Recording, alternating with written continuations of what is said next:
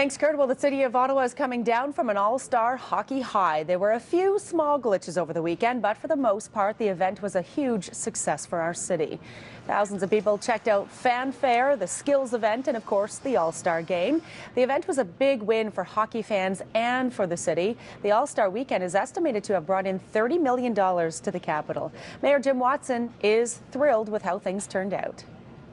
The canal, the Chateau Laurier, the Fanfare, the beautiful convention center, it's just been unbelievably good for tourism and good for the economy. I think Ottawa's been a splendid host. They've invested in the game, they've invested in hockey, and done the city proud. The next big party for Ottawa is Winterlude, which kicks off this Friday, February 3rd. And there is some good news for skaters in the capital this morning. The Rideau Canal is partially open from the NAC to the Bronson Bridge. The ice conditions range from good to poor. For the latest ice conditions on the skateway, you can head to the NCC's website. It's canadascapital.gc.ca. The verdict? Guilty. 3 members of the Shafia family are now facing life in prison with no chance of parole for 25 years. Mohammed Shafia, his wife and son were found guilty of first-degree murder. The bodies of Shafia's 3 daughters and his first wife were found in a car at the bottom of a Kingston canal in 2009.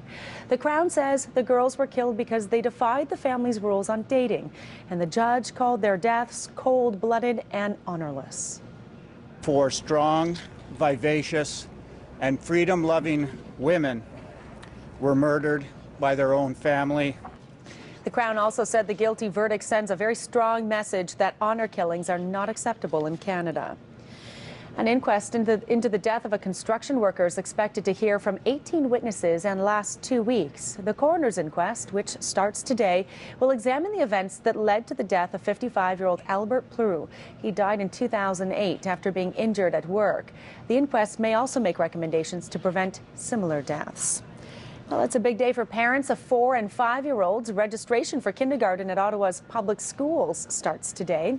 Registration will be held all week, and parents can opt to enroll their kids in full-day kindergarten. The Ottawa Carleton District School Board expects about 4,000 kids to be enrolled in full-day kindergarten this September. MPs will be back in the House of Commons today, and topics up for discussion include the upcoming Conservative budget. Prime Minister Stephen Harper is expected to cut government spending, promote Canada's resources, and make changes to the retirement plan. Last week in Switzerland, Harper hinted that changes are in store for the retirement plan, changes that could include moving the eligibility age for pensions from 65 up to 67.